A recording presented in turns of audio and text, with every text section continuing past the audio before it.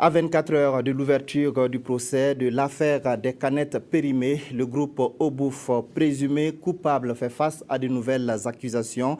Les employés de l'ex-CBA soupçonnent l'entreprise d'avoir commercialisé des cubes Jumbo périmés. C'est à travers une conférence de presse organisée ce matin que l'information a été portée à la connaissance du public. Des précisions avec Eleonore Ouedraogo Yerbanga. Demain 17 mars s'ouvre le procès d'Obouf sur les canettes périmées et les accusations continuent de se faire entendre. Les ex-employés de la société industrielle burkinabé d'épices et aliments CBA relancent le gouvernement burkinabé sur la nécessité de retirer les droits de commercialisation des produits Jumbo à la société Obouf.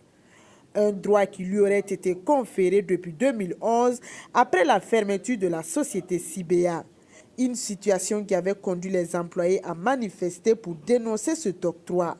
Aujourd'hui, plus que jamais, les ex-employés de la CBA sont de plus en plus convaincus du bien fondé de leurs revendications au regard des activités illégales auxquelles s'adonne le responsable de la société Obouf.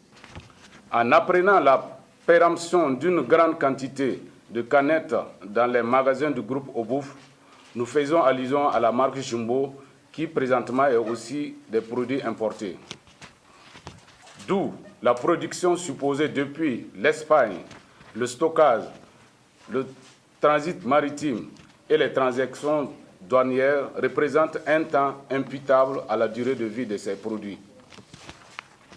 Nous doutons fort que ces dates de péremption ne soient pas falsifiées comme les canettes, puisqu'ils disposent d'un dateur dans son magasin qui n'est pas une usine.